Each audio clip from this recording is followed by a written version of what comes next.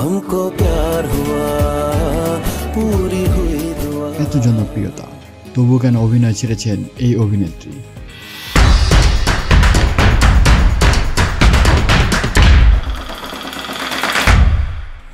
বলিউডের জনপ্রিয় মুখ দক্ষিণ এই তারকা আমির খানের বিপরীতে গাজনি সিনেমায় অভিনয় করে নিজেকে প্রমাণ করে দিয়েছেন। এরপর সালমান খানের বিপরীতে রেডি ছবিতে অভিনয় করে পেয়েছেন জনপ্রিয়তা। একে একে বলিউডের বড় বড় তারকার বিপরীতে কাজ করতে শুরু করেন তিনি। তার অভিনীত ছবিগুলো দারুণ জনপ্রিয়তা অর্জন করেছিল। তিনি আর কেউ নন, তিনি হচ্ছেন আসিন। তবে খ্যাতির শীর্ষে থেকেও অভিনয় ছেড়ে দেন তিনি, কিন্তু কেন? আমির খান, সালমান খান ছাড়াও অক্ষয় কুমারের বিপরীতে খিলাড়ি 786 সিনেমায় অভিনয় করেছেন আসিন। একসময় শুধু বলিউড নয়, অভিনয় ছেড়েছেন আসিন। মূলত বিয়ের পর অভিনয় থেকে সরে যান আসিন। অভিনেত্রীর ক্যারিয়ারের সবচেয়ে বেশি প্রাধান্য ছিল পরিবারকে নিয়ে।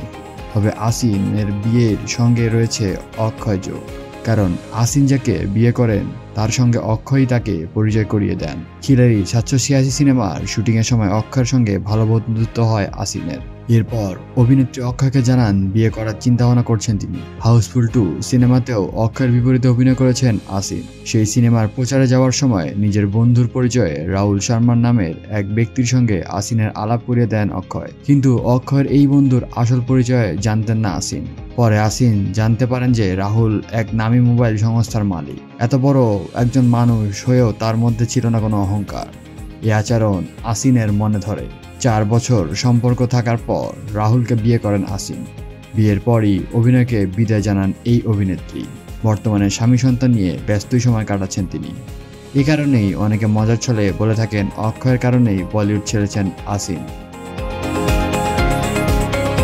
তো ভিডিওটি ভালো লাগে থাকলে অবশ্যই সাবস্ক্রাইব করতে ভুলবেন না।